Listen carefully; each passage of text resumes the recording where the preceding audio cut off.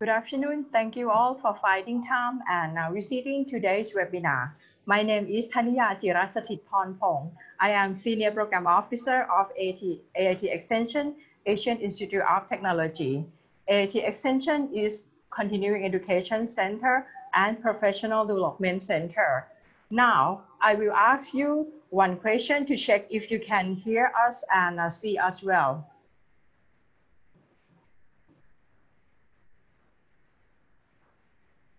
Okay, great.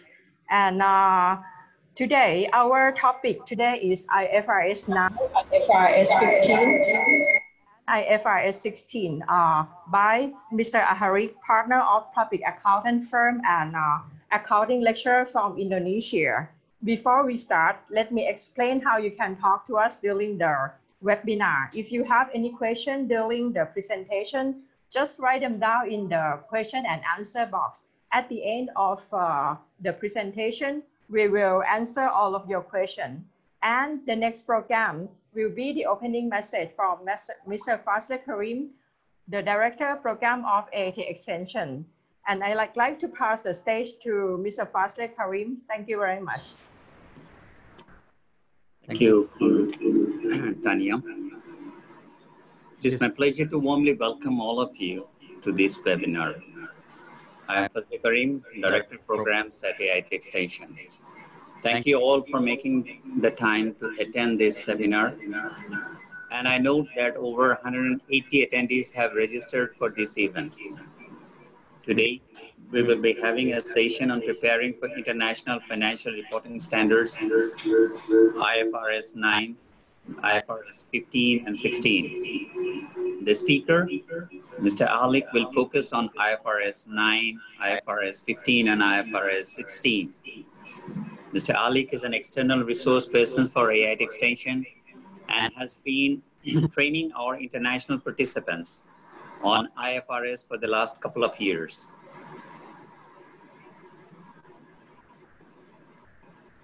In this virtual conference room, I recognize some familiar names of participants engaged in the accounting and financial sector. I'm sure we are also reaching out many new participants who are practitioners representing the civil society. Mr. Ali will speak for about 40 minutes. Thereafter, we will have Q&A session at the end of his presentation. If you have any question during or after the presentation, just write them to the Q&A box. All these questions will be compiled by the moderator and the speaker will address them at the end. I will now pass on to my colleague, Ms. Tania, who will moderate this session. Thank you very much, Mr. Karim. And I will invite Mr. Ahalik from Indonesia to start your presentation. And once again, the question and answer will be addressed during the Q&A session at the end of the presentation. Thank you very much. Hello. Hello, Ms. Tania. Hello, Mr. Karim. How are you today? Thank you, Yom. Thank you. Okay. Thank you for giving me the opportunity for conduct as a trainer in this webinar. Okay, I will share my screen. Okay, I will say hello to my colleague, my friend from Bangladesh, from Indonesia, from Pakistan, from Sri Lanka, and from Malaysia. Okay, welcome to Asian Institute of Technology. Yeah, for this session, yeah, we will conduct the seminar webinar about IFRS 9, IFRS 15, and IFRS 16. Yeah.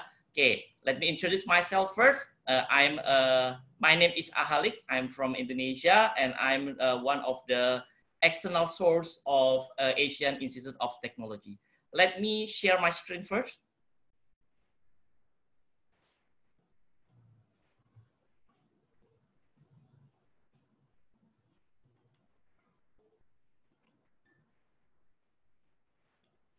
Do you see my screen, Tanya? All right. Okay. Thank you. Thank you very much. Oops. Sorry. Okay.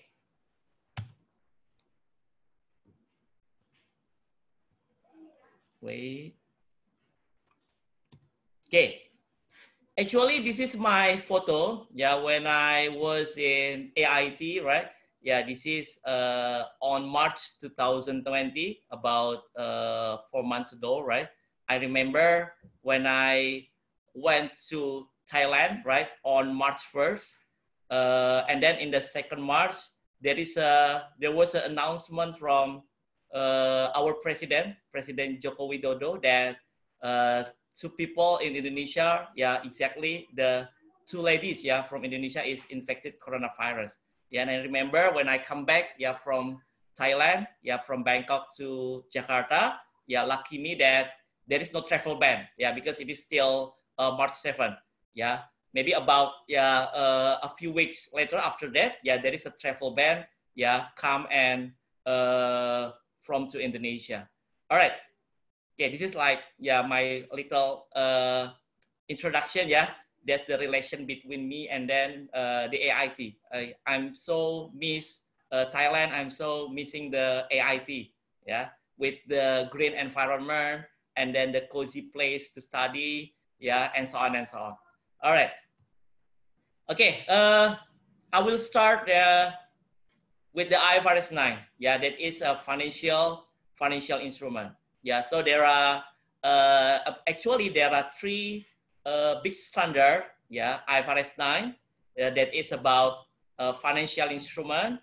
IFRS 15 about revenue from contract with the customer, and then IFRS 16 about the lease. Actually, this is the big standard, yeah, in the accounting world. Yeah, especially, yeah, like in ASEAN country, right? Yeah, that must be implement IFRS, yeah, because actually previously, yeah, our accounting standard refers to US GAAP or American standard. Now our standard, yeah, refers to European. Okay, so that's why it is not easy, yeah, to adopt something new, right? Okay, so the IFRS 9 itself, yeah, it is valid effectively in 2018. Yeah, IFRS 15 in 2018 also, and IFRS 16 in 2019. Yeah, but in every country, the date for the effectively valid is different. For example, like in Indonesia, right? Yeah, the IFRS 9, IFRS 15, and IFRS 16 that was effectively valid on January 1st, 2020. Yeah, so that's why this is the big standard. Yeah, yeah. Additionally, there was COVID-19, right? The pandemic COVID-19. Yeah, so that's why, yeah, this standard is valid at the time the pandemic, the COVID-19, yeah, in the pandemic. All right. So let's start with the financial instrument. Right? Okay. Financial instrument. Actually, what is financial instrument? Yeah, what is financial instrument? We often hear about financial instrument. Okay, based on the standard, based on the theoretical, yeah, in the IFRS 9, a financial instrument is any contract that gives rise to blah, blah, blah, blah, right? A financial instrument is any contract, yeah, that gives rise to, okay, take a look at this. The financial asset of one entity. Okay, this is the, let's say, assume that this is a one entity, right? Yeah, financial asset of one entity and financial liability or equity instrument of another entity. All right, take a look. Yeah, look, there are two parties here. Yeah, two parties. Yeah, they make a contract. Yeah, at the time, one party recognize it as a financial asset. Yeah. So there will be another party, the contra party, the opposite party, yeah, will recognize it as a financial liability or equity instrument. All right. For example, yeah, this is the category in financial instrument. Yeah. Let's say when you have, oh yeah, the category of financial instrument in the primary instrument. Yeah, actually we have primary instrument. Yeah. As we can see that every company has a financial instrument. From the simple things, to the complex thing. Yeah, but I'm sure that every company, yeah, has financial instrument. All right. The first financial instrument, yeah, the category is a primary instrument. All right. Okay. Let's take a look the example. For example, when you have cash on bank, all right. Okay. When you have cash on bank, so there will be another party, yeah. Okay, exactly the bank, right? Yeah, the bank will recognize it as a payable, yeah, to bank customer. All right. When you have a cash on bank, yeah, so there will be another party, yeah, that is a bank, will recognize it as a payable to the customer, payable to the bank customer. So look, there is a two party here. Yeah. Okay. The second one is a receivable. When you have receivable, yeah, so there will be another party, yeah, recognize it as a payable, right? Okay. So that once again, this is the contraparty. There are two parties involved, yeah, in this case. Yeah, when you have receivable, there will be another party will recognize it as a payable, right? The next is investment in bonds. Yeah, when you have investment in bonds, yeah, so there will be another party will recognize it as a bonds payable, right? So the issuer of the bonds, yeah, the issuer of the bond will recognize it as a bonds payable. Okay, and then the last one, when you have investment in stock, all right, so there will be another party will recognize it as a capital stock, right?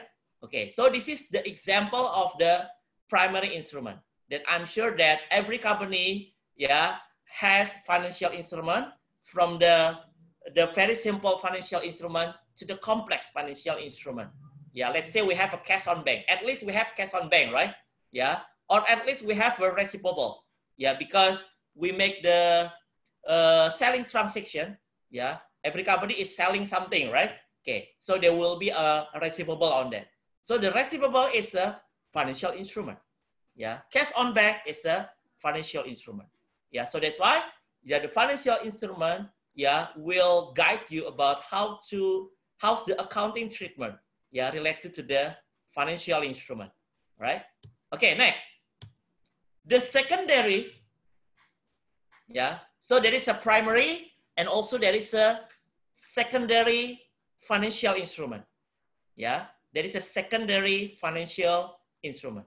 Okay, the secondary financial instrument we can call as a same, yeah, there are two parties involved.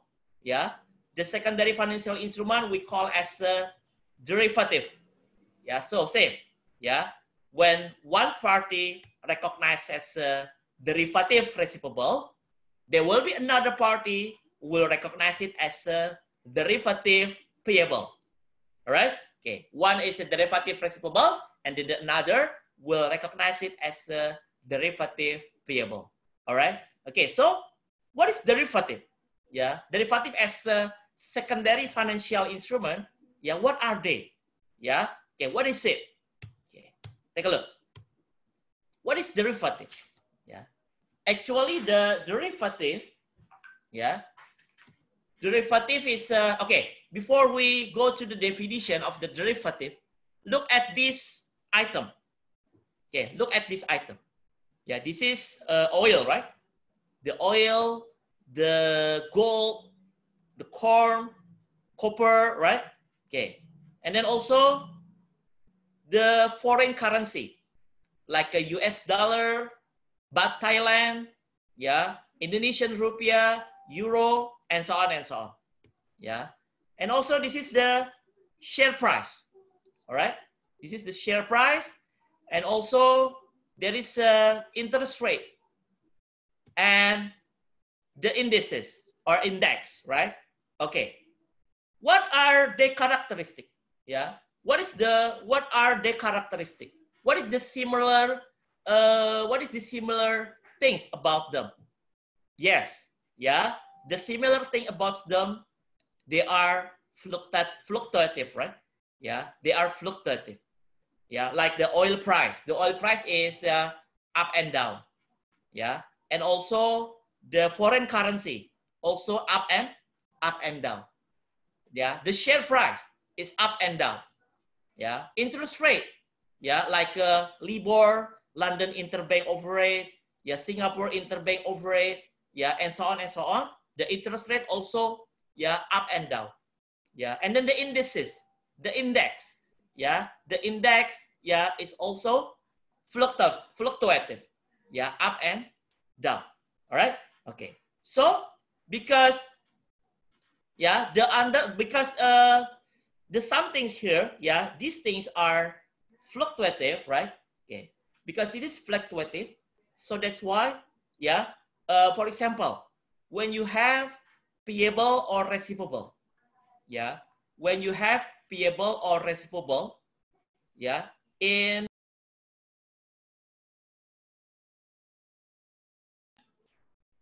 okay, let's say when your company made export and import transaction, yeah, let's say your company made the export and import transaction, so that's why you will need a foreign currency to settle your liabilities. Yeah, when you have to settle your liabilities in foreign currency, yeah, you need, yeah, more currency. You need to buy the foreign currency. Yeah, because the foreign currency is up and down. Yeah, so you need your company facing the risk. All right. Okay, the risk from the increasing of the foreign currency. Yeah, so your company facing a loss risk. Yeah, because there is a possibility the foreign currency will go up. Yeah, and then your company will get lost. Yeah, so that's why your company facing a risk. Yeah, not only on the foreign currency. For example, yeah, you need a direct material. You need a direct material. Yeah, let's say your direct material is oil. Yeah, as we have known that the oil price also up and down.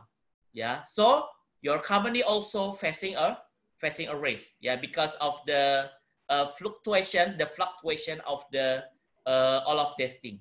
Yeah, so we call, yeah, all of this as a underlying item. All right. Okay. Next.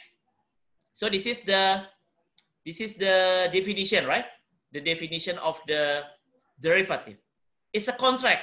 Yeah, same. Yeah, with the financial instrument in general term, the contract between two or more party, and the derivative derive its price from fluctuation in the underlying item or underlying asset. So we call as like the oil price, yeah, the foreign currency rate, and then the share price, the interest rate, and then the indices as underlying. Yeah, so it the value, yeah, the value of the derivative, yeah, it depends on the underlying. Yeah, the gain or loss that you will get, yeah, that depends on the underlying item. Tolong dong. Okay, next. So what is the purpose of the derivative? Yeah, what is the purpose of derivative? Okay, the first purpose of the derivative is for the speculative. Yeah, this is like same like when you are taking a bet. Yeah, when you are taking a bet in a soccer game. Yeah, so the soccer game, there is uncertain soccer score. Yeah, okay. So we can assume that the score in this soccer, yeah, as the underlying, because it is uncertain, so it becomes the object of the speculative. So you're taking a bet, yeah, yeah, for speculation. All right. Okay, so this is like taking a bet, right? Okay, so the purpose of the derivative, the first one is for, yeah, for the speculation. So you take the opportunity, you take the advantage, yeah, from the, yeah, up and down of the underlying item. The second purpose of the derivative is hedging. Yeah, that's a hedging. For example, yeah, as we have discussed before, when you have payable, yeah, or receivable in the foreign currency, right? So you are facing a risk. yeah, let's say you have a payable in the foreign currency, you have a risk, yeah, to get lost, yeah, in the future because of the foreign currency, let's say, is going up, yeah. So to minimize the risk, yeah, so you conduct the hedging transaction. All right, okay. So that is the derivative. So in the next, yeah, so in detail, yeah, so there will be a topic about the how to measure the effectiveness of the hedging, yeah, whether your company conduct the hedging, yeah, it is effective or not. So there will be a calculation for that. All right, next, yeah. So the derivative itself, yeah, of course, it will they will create a gain or it will create the gain or loss. All right. Okay. When you are taking a bet, so there are two opportunity. There are two opportunity. Yeah. You got gain or you lost. Yeah. Same like hedging too. Yeah. Okay. There are two. Opportunity. Yeah. Get a gain or a loss.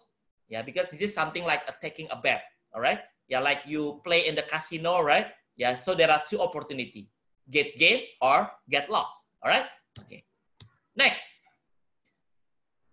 is a classification of the financial instrument. Yeah. Okay. Let's say that the AIT corporation both bond investment. Yeah, that issued by MBK Corporation. Let's say this investment should be classified as follow. Yeah, based on the business model and cash flow characteristic. Yeah, let's say when you have a bond, yeah, when you have a bonds investment, yeah, so there will be a classification on that. Yeah, the first classification, let's say the intention, yeah, of buying the bonds is not for sale. Yeah, you have a bond, you buy a bond, and then you will not sell it. Yeah, you will hold these bonds until it is mature. Yeah, same like when you buy a car and then you will use the car for your daily activity. Yeah, so you will hold this car. Yeah, you will hold this car until the useful life is ended. All right. Okay. So this is a not for sale bond because you will hold it until it is mature. All right. Okay. So we call it as a amortized cost. Yeah. Same like when you buy a car and then you will use it. So of course you will depreciate it. All right. Because the value of the car, yeah, will not be same, yeah, as the first time you bought it. All right. Okay. So it is amortized. It is amortized cost. The second one, yeah, you buy a bond. Yeah, the investment in bonds, that your intention in the future, you will sell it, yeah, while you will hold it and then you enjoy with the interest, right? Yeah, because the bond will give you an interest, right? You will hold it, but there is the intention you will sell it one day, yeah, to fulfill your liquidity. For example, when you need money, when you need a fresh cash, right? Yeah, you will sell your investment in bond. So we call it as a fair value through other comprehensive income. So this category of the bonds is a FVT OCI, or fair value through other comprehensive income. And then the last one, yeah, is it is when you buy a bond, yeah, the intention is you will sell it, yeah, immediately. Let's say you buy today and then you will sell it tomorrow. Yeah, or even you buy in the morning and then you will sell it in the evening. All right. Yeah, so this kind of bonds, we call it as we will categorize as a fair value through profit and loss. Yeah, because you expect that you will get gain, yeah, immediately, yeah, through selling of these bonds.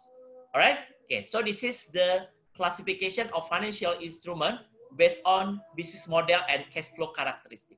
How about if you have investment in stock?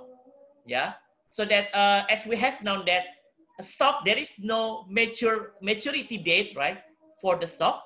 So the stock will be classified as a FVT OCI or as a FVTPL. Yeah, because there is no classification amortized cost for investment in stock. So there are only two categories for investment in stock. All right. Okay. Next. Okay. This is the summary of the financial instrument category in the financial instrument.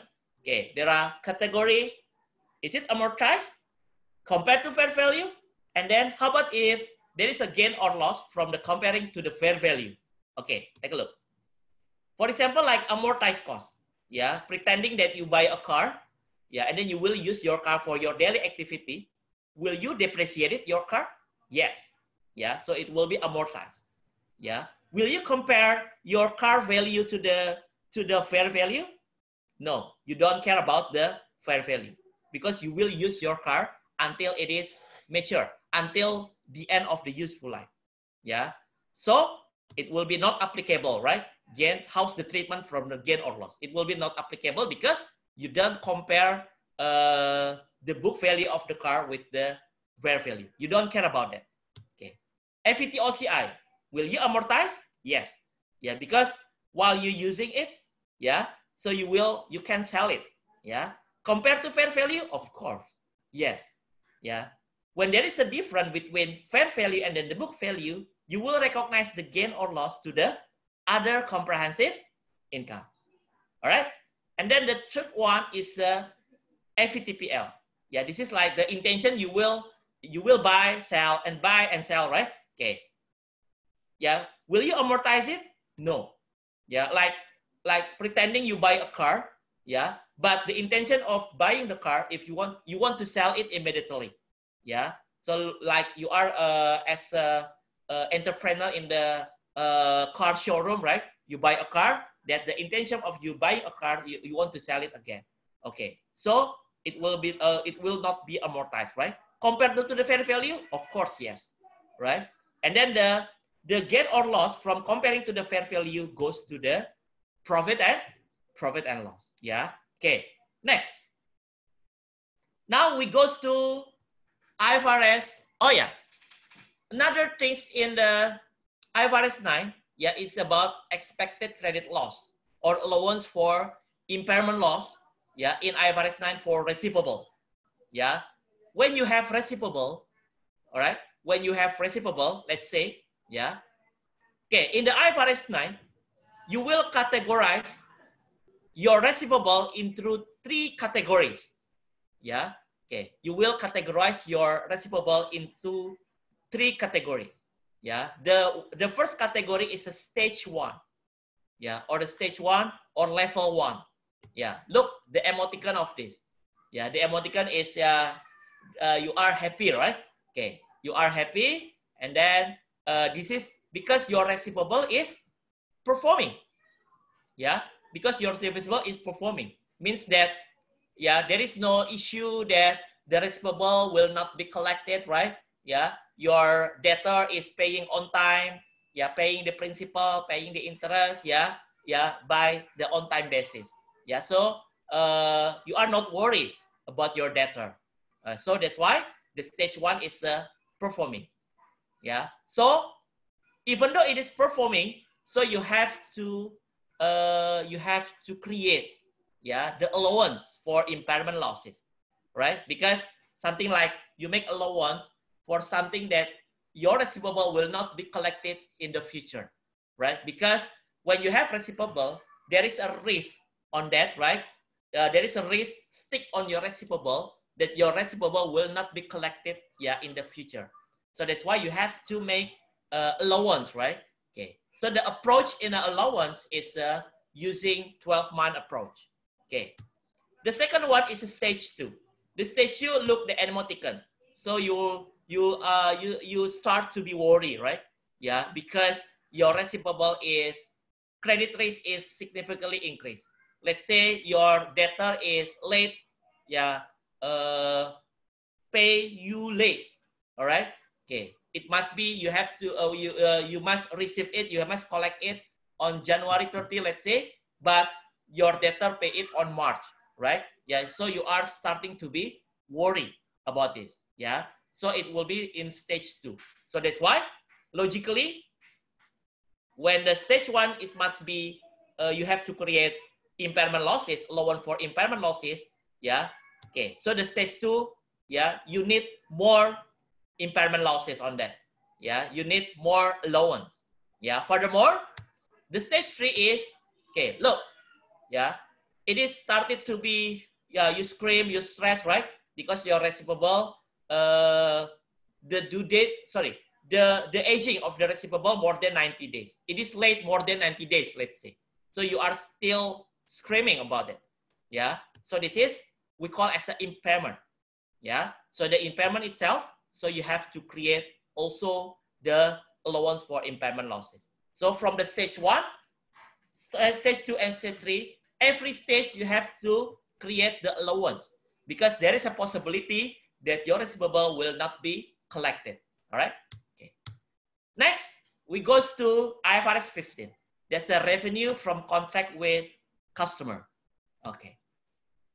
Actually, there are 5-step model for revenue recognition. There are 5-step model for revenue recognition. The step 1 is, okay, identify the contract with the customer. Okay, so this is actually this topic, this standard, yeah, focus on how you recognize the revenue, yeah, when you recognize the revenue, yeah, and then how much you recognize the revenue. Okay, the step 1 is identify the contract with your customer.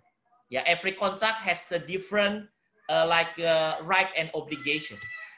The step 2 is identify the performance obligation in the contract.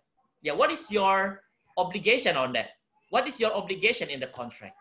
Yeah, and then also in every obligation, of course, there is a transaction price.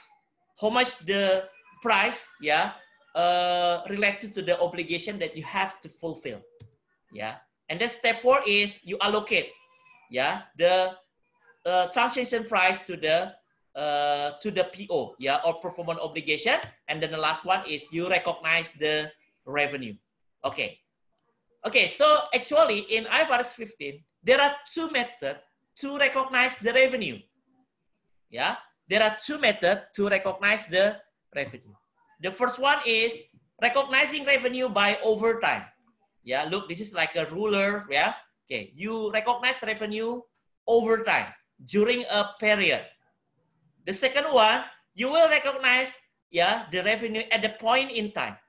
Yeah, only on the certain date. Yeah, you recognize the revenue. Okay, look. Okay, this is the criteria to recognize revenue by overtime. Yeah. Okay, look, the example. I will give you the example. Yeah, the airline case in 2018. Yeah, I will not mention the name of the airlines. Yeah, this is happened in the Asian country. Yeah, airline case in 2018. Yeah, let's say, yeah, step 1. Step 1 is identify contract with customer, right? Okay, for example, Koala Airlines, yeah, let's say made a contract with AGH company on October 1st, 2018. Yeah, Koala Airlines made a contract with AGH company on October 2018. So this is the step 1. Identify the contract with your customer. Okay, the contract, let's say, related to the installation of Wi-Fi in plane for Koala Airlines. Yeah, let's say, yeah, like in the airlines, yeah, to go abroad, right? Yeah, so there is a Wi-Fi in the airlines. So this contract between Koala and the AGH related to the installation of Wi-Fi in the plane for the Koala Airline. Yeah. Okay. Now take a look at step 2. Yeah. The step 2, identify the PO or performance obligation in the contract. Yeah. Let's say the AGH company has a right to install the Wi-Fi supporting system in the plane. And then the Koala Airlines has obligation to give a right to AGH company. Yeah. Okay. Step 3. Determine the transaction price. Let's say the Koala Airlines will receive contract fee within 15 years for 2,239,940,000. Yeah. Okay. 239 million 940,000. Yeah, this is the contract for the 15 year. Okay, look, step 4.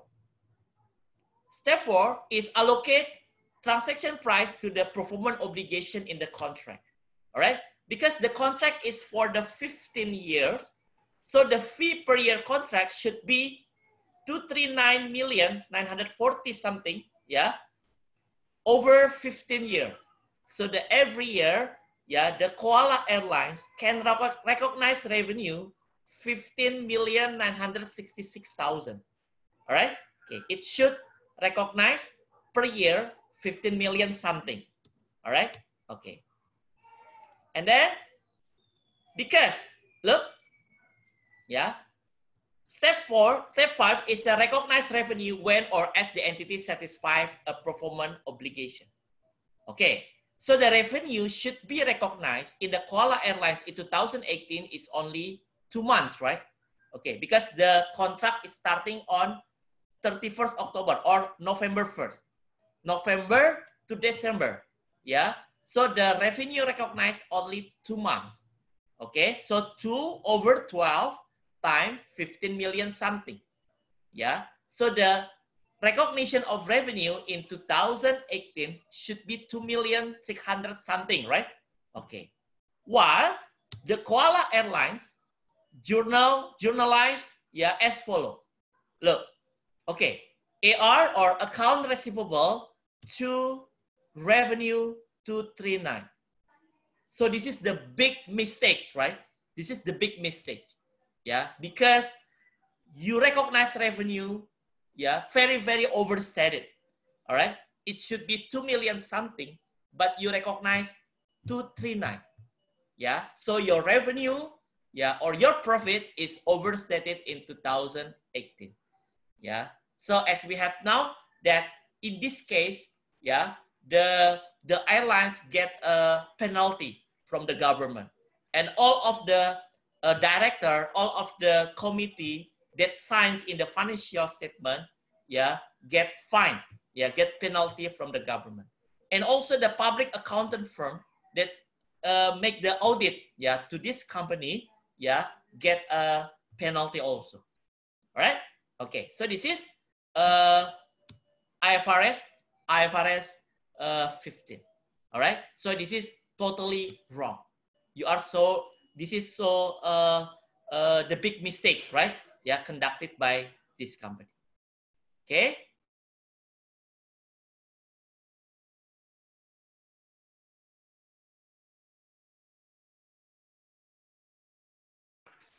How is the revenue recognition in the real estate? Yeah.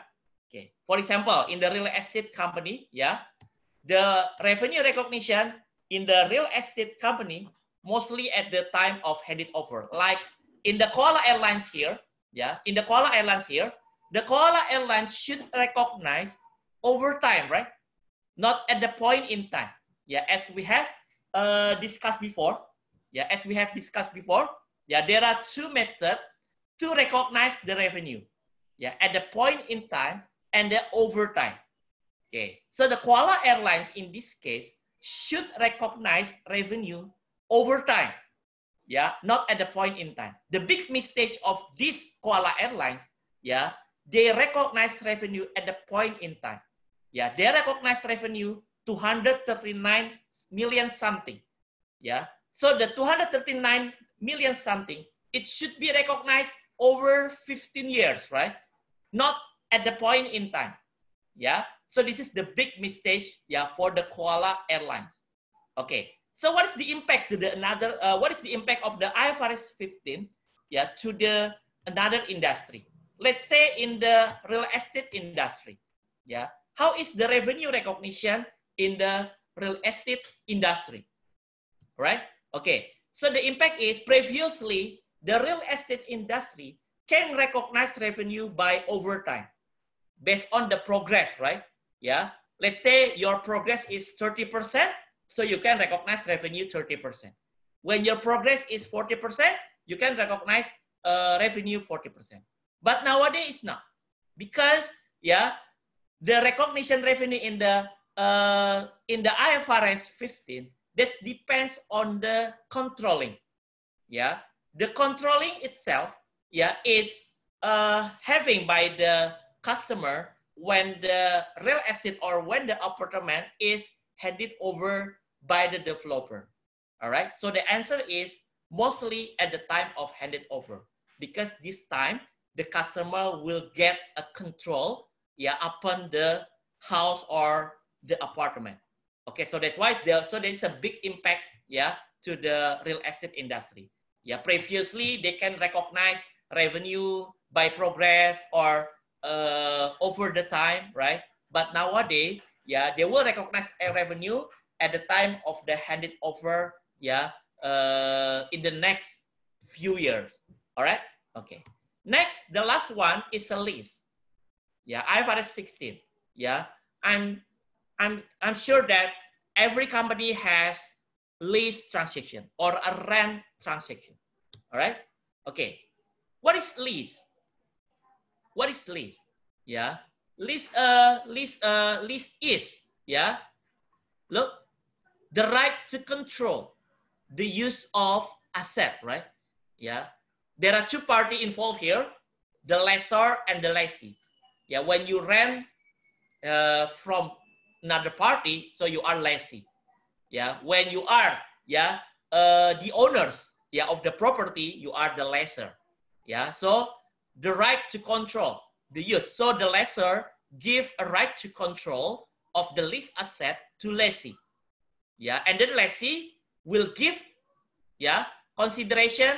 Yeah. Lease will give a payment, will pay the lessor. Yeah. Because the lease, yeah, has a right to control that asset belongs to lessor. All right. Okay. Actually, there are type of lease. Yeah. There are two type of lease. Yeah. There is operating lease, and then the second one. Okay. Second one letter. Okay. The operating lease. The operating is a very simple transaction, very simple treatment. Yeah. For example, in the lease side, journal in lease, right? The lease will recognize the rent expense to cash, right? At the time you pay the rent, yeah. So you will recognize rent expense to cash. All right. Okay. And then the lessor, yeah, lessor will receive cash. So the lessor will recognize cash to rent revenue. All right. Okay. So this is very simple. Yeah. Very simple in the operating lease. Yeah. Okay. And then next, how about the financial lease? Yeah, financial lease is very complex. There's a complex accounting treatment. Yeah. Okay. When you have a lease transaction, so the first journal that you have to make is the right use of asset. Yeah. So you recognize revenue in this case. Yeah. You recognize asset in this case. Yeah. So this is asset to liability. Yeah. This is like the contract is lease or rent, but the treatment is like you buying something by installment. Yeah, because you recognize asset and then you recognize the liabilities. All right. And then at the time you pay, yeah, the journal will be liabilities, and there is an interest expense, and then also the cash. So at every time you pay it consists of interest and then the principal. Yeah, and also you will depreciate the asset.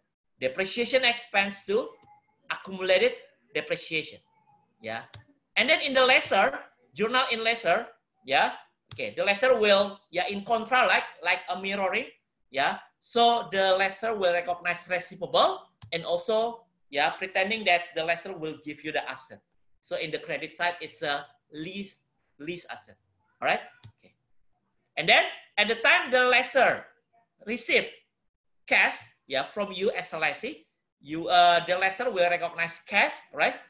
Yeah, interest revenue and then the lease receivable. Okay. All right. Now, IFRS 16 introduced a single lease accounting model and required a lessee to recognize asset and liability for all lessees with a term or more than 12 months, unless the underlying asset is a low value. A lessee is required to recognize a right use of asset representing its right to use the underlying lease asset and the lease liability representing its obligation to make a lease payment. Yeah, actually, yeah, in default, every lease transaction is a financial lease. All right, except when your lease term is less than 1 year, and then the underlying asset of the low value, yeah, is a low value when it is new. All right. So once again, actually every lease transaction, yeah, for the lessee side is a financial lease, except if it is, yeah, less than 1 year, and then the asset that you lease is a low value. All right. Okay. So the low value asset is less than 5,000. For example, like what? For example, like the simple furniture, yeah, in the office, and then the notebook or laptop, right? Yeah, or the mobile phone. This is the low value asset. Yeah, if you rent it less than 12 months, so you will recognize it as a operating lease. Yeah, but more than 5,000, yeah, okay.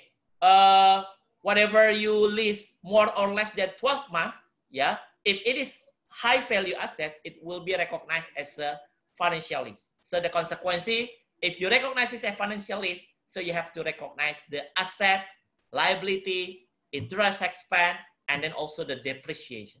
All right. So the different treatment will have the impact. All right.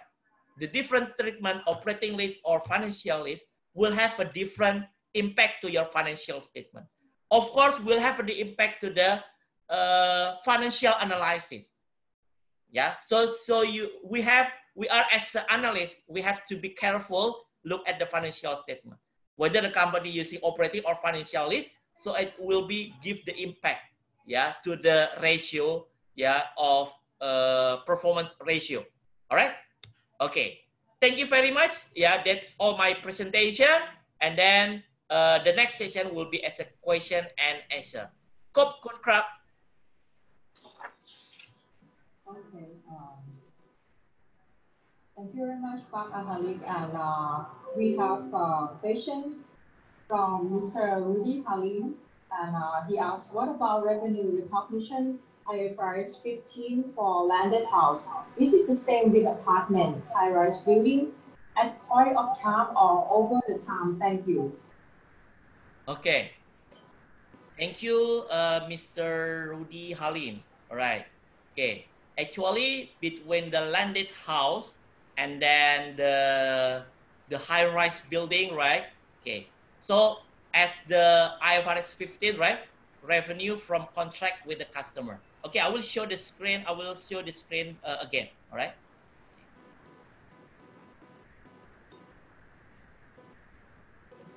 Okay, this is how you recognize revenue. Previously, actually, yeah. Sorry. Previously, actually, for the developer, yeah, for the developer. Okay. Previously, yeah, using the old standard, the developer can recognize revenue, yeah, based on the percentage of completion when some requirements are met. For example, when you have received at least 20%, yeah, of the down payment, yeah, at least you have received 20%, and then the foundation, yeah, the foundation, the structure of the foundation of the building already finished, so you can recognize revenue based on the percentage of completion. But nowadays, it must follow the rule. It must follow the principle in the IFRS 15. All right. Okay. So you can recognize revenue when customers simultaneously receive, consume as the entity perform in the high-rise building or in the landed house. Yeah. Okay. You will consume. Yeah. You will receive or consume. Yeah. When it is handed over. Yeah. When not at the time. Yeah. During the progress. So the first requirement is not fulfilled. The second one, entity create or enhance an asset and customer control it during the process. Indeed, yeah, in the developer, they build a building, yeah, a house or apartment, yeah, there is a work in progress, but not in the control of the your customer. Okay, so the second requirement is not fulfilled. Number three, created asset has no alternative use to the entity, and the entity has the enforceable right to the payment for performing up to the date. Yeah, if your contract is very strong, yeah, that you are sure that you will not have alternative use for the apartment that you build or the landed house that you build, if you don't have any alternative use as a developer, and then you can force, yeah, the customer to pay it, so you can recognize revenue based on the percentage of completion. But nowadays in the practice, you still have alternative use. For example, yeah, even though the customer already choose the unit that for example, I choose unit number 1, yeah, okay. So the developer can change it, yeah, a developer can hand it over to the another customer, all right. So it is based on the contract.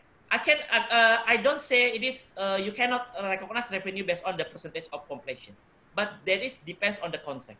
If you are as a developer and then you are sure, yeah, that your contract is very strong, yeah, to not have the alternative use for your progress or apartment or landed house, and then you can force the customer to pay yeah, so you can recognize revenue as a percentage of completion. But if it is not, yeah, so you have to recognize revenue at the point in time, at the time you hand it over the apartment or landed house to your customer. Thank you, Mr. Rudy Halim. That's my answer. Ahalik, there is another question by Nasmul Buddha. Yes, IFRS are implemented by all of organizations. What are reasons behind that? Sorry, Tanya, can you repeat? IFRS are implemented by all of organizations. What are reasons behind that? Oh, all right, okay. IFRS is become the global standard. Yeah, IFRS becoming the global standard. Like if we have known that like a G20 countries, right? Yeah, it is consists more than 20 countries actually. Yeah, the 20 countries itself, yeah, the 20 countries itself is already committed to adopt IFRS because G20 countries here contribute to the economic world about 75 until 85%. Yeah, so can you imagine?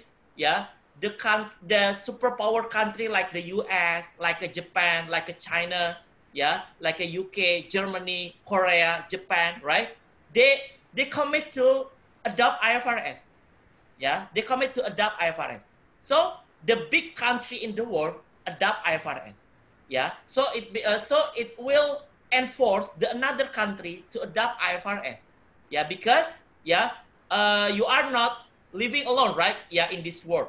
Yeah, some country has, for example, like a branch, yeah, or the subsidiary in another country, or your company is listed in another company in the stock exchange in another company, right?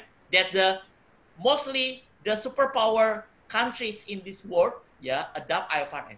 So that's why, yeah, we don't have any choices. Yeah, like in the ASEAN group, right? The ASEAN is a developing country, so we don't have any choice, yeah, to adopt IFRS also to make the harmonization between one country to the another country, between one company in this country to the another company in another country will have the harmonization in the accounting standard. That previously our accounting standard, yeah, mostly refers to the US standard, but nowadays it's a IFRS. So that's why not only as a commitment of the G20 country, the IFRS itself has the higher quality, the better quality rather than the US GAAP. For example, the better quality in the fair value measurement. When you use the fair value measurement, so it makes your financial statement will be more relevant. Yeah, okay. Rather than you use the historical cost, because historical cost is the past, right? Yeah. Okay. That's the historical. Yeah. We need current situation. That's the one of the characteristic of the IFRS is using fair value. So we can realize that IFRS has a better quality than the previous standard. Yeah. Okay. One is about the fair value. The second one about the principle base. Right. Okay. So it will need the professional judgment. It is not rigid. The IFRS, the standard itself is not rigid. Yeah, like the US GAAP. The US GAAP is so rigid. Yeah, like a 1 plus 1 equals to 2. So this is rigid, right? Yeah. Okay. Thank you. Thank you very much, Pak Ahalik. And I would like to let you know that if any one of you would like to ask questions, please raise your hand and then we will let you ask one by one. Thank you if you have any question.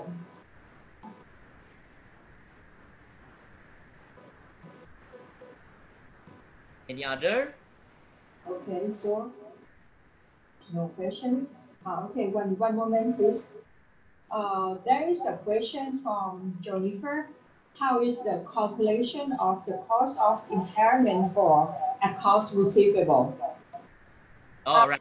Calculation of the cost of impairment for accounts receivable. All right. Okay. The calculation for the receivable. Okay. So actually, yeah, the calculation for the impairment for the receivable we call as an expected credit loss model. So you can use the historical data. From the historical data, you have a data about how many percentage of your similar debtor has the probability of default. Default mean that your receivable cannot be collected. Yeah, let's say because your debtor is bankrupt, have facing the financial difficulty and so on and so on. Yeah, so that's why to calculate the expected credit loss or impairment based on the historical data, you have a percentage. Yeah, for the similar group of debtor, you have the experience, right? Yeah, from the last 5 years, for example. Yeah, for example, the group A. Yeah, the group A of debtor, you have the experience that the probability of default, let's say 5%. All right, and then plus, uh, plus not only from the historical data but also from the forward-looking. Yeah, so you need the another in the IFRS 9 here. Yeah, so you need another knowledge. Yeah, not only the accounting knowledge but also you need knowledge about the microeconomic, the macroeconomic. You need about the statistical and so on and so on. Yeah, to look what is the forward looking. Yeah, upon your data. Yeah, because you estimate what will happen in the future related to your data. Yeah, regarding let's say regarding the economic situation. Yeah, so not only from the historical data, the percentage from the historical data, but also from the forward looking. Okay, thank you. Okay, thank you very much, Pak Ahalik. There is one person, Mr. Reggie, raised his hand, and I will allow him to ask your question. Okay, All right. Mr. Reggie, please. Unmute. He has to unmute. He has to unmute it. Unmute the speaker. He has to unmute the speaker. Mr. Reggie, would you like to ask questions? Okay. He is not unmuting the speaker. Unmute the speaker. Unmute your speaker, please, Mr. Reggie, if you like to ask questions. Otherwise, I will pass to another two questions. Okay, Pak Ahalik, there are two more questions. The first one is from Mr. Bokhari. He asking, when comparing IFRS and GAAP, what are some overall key differences we should be aware of? I will ask again. Okay. When comparing IFRS and GAAP, what are some overall key differences we should be aware of? Oh, okay, all right. Okay, so the difference between the IFRS and the US GAAP are the the basis, right? For example, like the US GAAP, yeah, the basis for the US GAAP is a rule base. Yeah, rule base is like 1 plus 1 equals to 2. That is a rule. Yeah, but the IFRS is using the principle base, like a 1 plus 1, it can be equals to 1.8 to 2.2.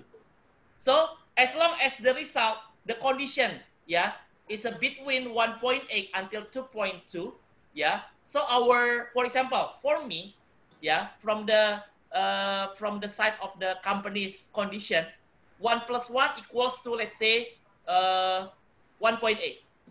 And then from the side of your company, 1 plus 1 equals to 2.1. Okay, because our result is in the between, all right, so our decision is same. Yeah, so we need the professional judgment. Yeah, so something that we have to aware in the IFRS is using professional judgment. There is a touch of the professional judgment. So that's why, yeah, to make the professional judgment, you need proper experience, you need proper learning, yeah, and then training, yeah, and then education, and so on, to make the proper professional judgment. So the keyword to learn about the new IFRS standard is principle based. Yeah. Okay. So there will be no like 1 plus 1 equals to 2. All right. Okay. So you need professional judgment because IFRS will only give you the criteria. Yeah. The criteria, let's say, for example, like 1 plus 1 equals to 1.8 until 2.2. So in the criteria between them, yeah, so you need the professional judgment. Thank you. Okay, thank you very much, Pak Ahalik. And we will open for one last question. If you have any question, please raise your hand or type in the Q&A box.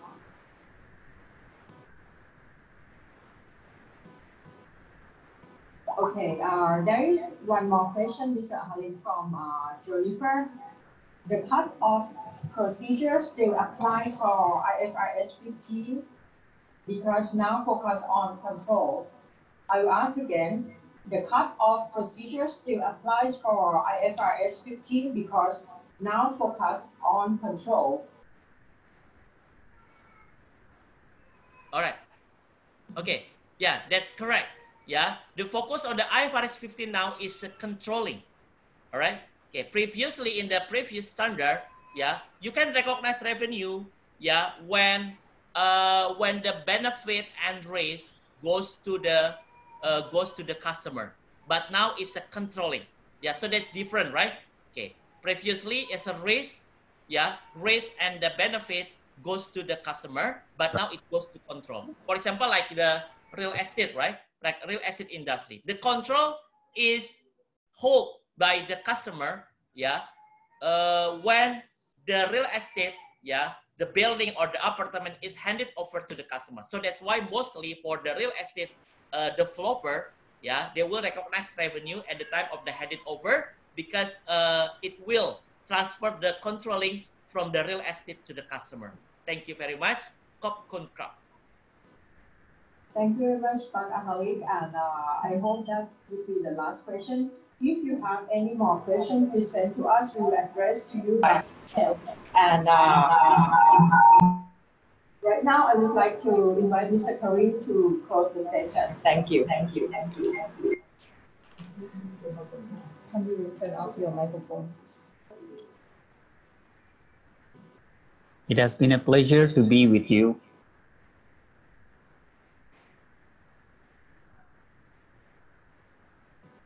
Thank you all for your patience and understanding.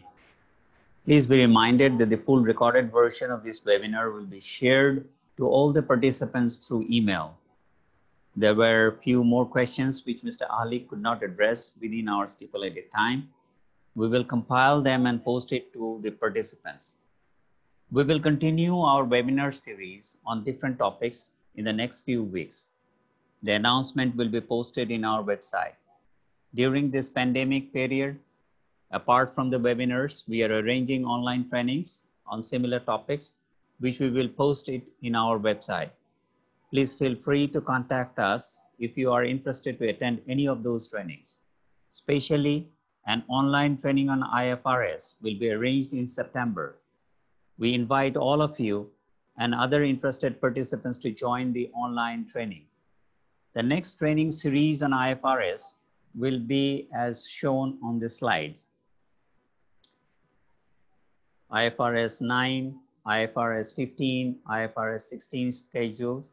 That means we will have 3 sessions. One will be on IFRS 9, the other one will be on IFRS 15, and the last one will be on IFRS 16. So these 3 training program will be one day's program. It will be 3 hours each. So those who are interested, please contact us and we will send you the details of all those training programs. My sincere thanks to Mr. Ahalik for his valuable presentation and sharing insights on the topic. I would like to extend my profound thanks to our technical staff and our colleagues at AIT Extension for their wholehearted support and cooperation. A special thanks to all the participants for their patience, understanding, and engagement. I will sign off by wishing you a wonderful day today. Stay healthy and stay safe through this challenging time. Thank you. Thank you very much. ขอบคุณครับ